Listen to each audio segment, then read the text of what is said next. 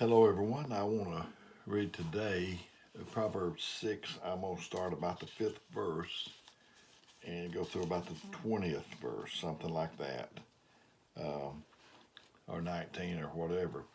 But I'm going to be in the King James Version. And this says, "Deliver thyself as a roe from the hand of the hunter, and as a bird from the hand of the fowler." Um, Satan sets these traps with his wiles, and I mentioned in another broadcast, little animals when they get caught in a trap, they'll even gnaw their foot off to get out.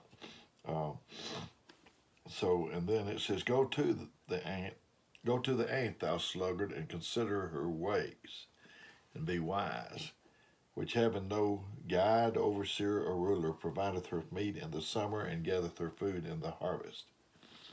The ant The ant is one of the toughest things that you'll ever encounter. I was in pest control for several years, been a supervisor and salesman and technician and whatever. But an ant is so tough. I had, when I was a technician, I was in a commercial. I had a man at school, and he was telling me about that he did work on a side after he got out of the school job, and he was on a farm.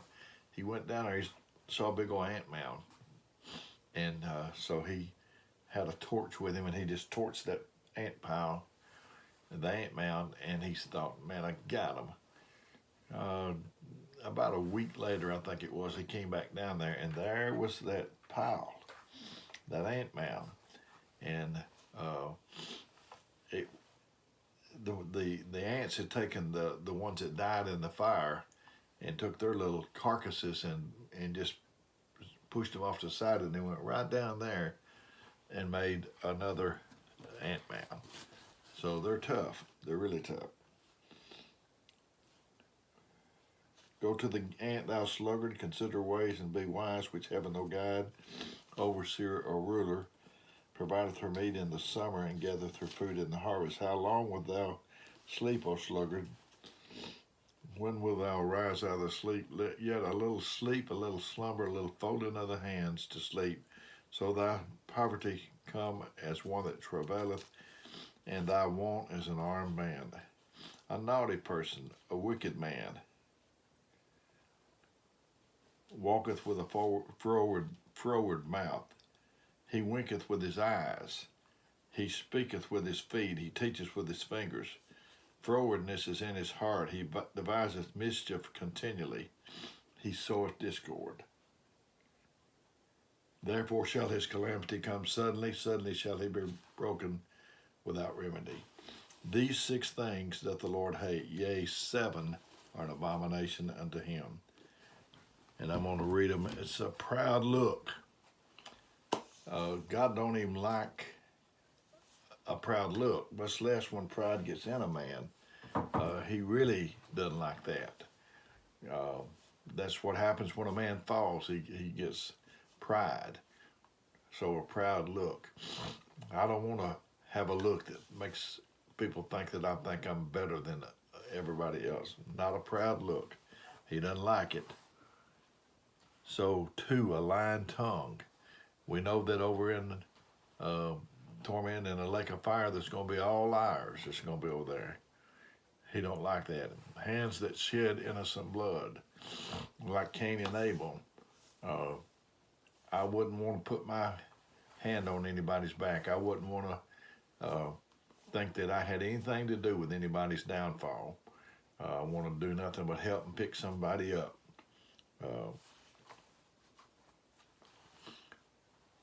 Hands that shed innocent blood. Judas, he would have given anything if he could have rewound that thing, and not have betrayed the Lord. Went out and hung himself. But there's no rewinds in life. There's no pauses. There's no fast forward. You just have to live it as it comes. A heart that deviseth wicked imaginations. God doesn't like that. I did a video on imaginations. I had a request to do it, and wicked imaginations. God doesn't like that. He wants your dreams and thoughts to be on good things. Feet that be swift and run into mischief. Um, there's some people seem like that if they hear trouble, they want to be the first one there. If there's a tale, they want to be the first one to carry it without screening and seeing that if it's true or not. God don't like that.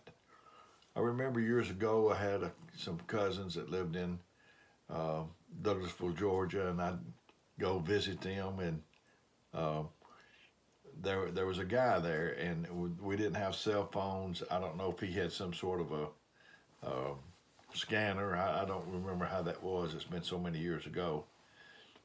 This was in 1965, I think. But somehow or another, he wanted to. He heard about these wrecks, and he wanted something in him. Wanted to go see. I don't know what's in a person that wants them to see mangled, hurt, dying, injured people, and that seems to be the way some people are. They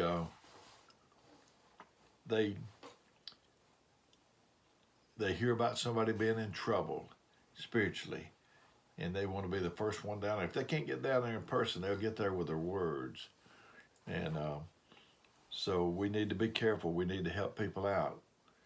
Feet that be swift and run into mischief. It's a sad thing. When you go down there, do you go in a police car with your sirens blaring? Do you go with gauze and bandages in an ambulance? I heard a story about a man came upon a wreck, and there was two officers in front of the car, and the man was, and they're dying. He could hear him on that side gurgling, and the police officers were going to block him, but he could hear the man gurgling on his blood, and he just went through the officers and got the man and turned him to such a way that the blood could drain out, and he lived. So that's what you need to be doing. A false witness that speaketh lies.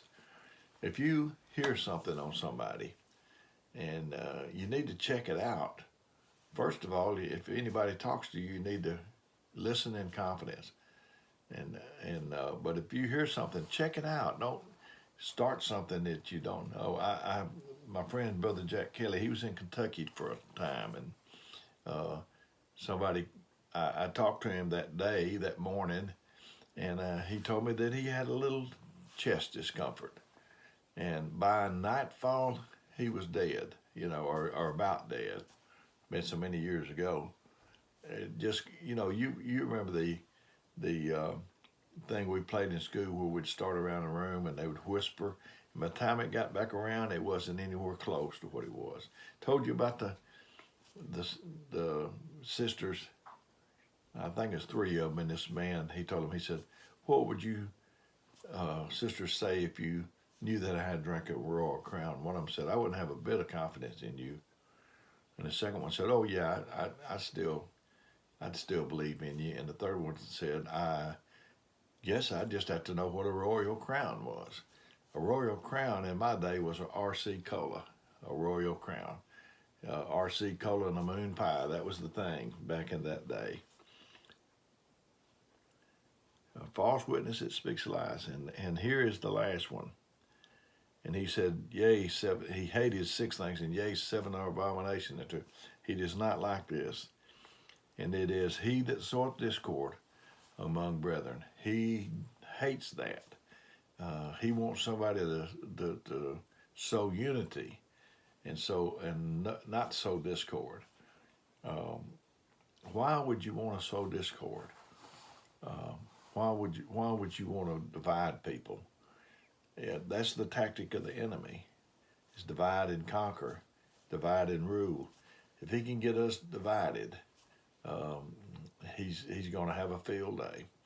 I want all of us at Meridianville to stay close. I want all the children of God and wherever they're at to be close. I want to help you, and I want you to help me. I don't want to put anything on that bridge that's between me and you. I don't want to put anything on there that would make it hard for me to get to you or difficult for you to get back to me. You know, where you have unity in a church, it is just so great. It is like night and day when you don't have it. I love peace. I've strived for peace all of my life, especially all of my life living for the Lord. Whenever they come time for me to die, they do my funeral, and a man walks up to the book stand and he says, I can't even remember this brother right here. And he looked over in the casket and he said, oh, but I remember he was a peaceful man. Then I would have not lived my life in vain. I would have lived it in fullness. I want peace. Even before I started living right or even knew what right was for me, I knew I wanted a peaceful home. I wanted peace in my life. And, you know, jealousy, that'll divide a church out, trying to get the credit. Who cares? What does it matter? I don't care who sits on the left hand and who sits on the right. I'm not interested in playing flesh games. I'm just interested in seeing results.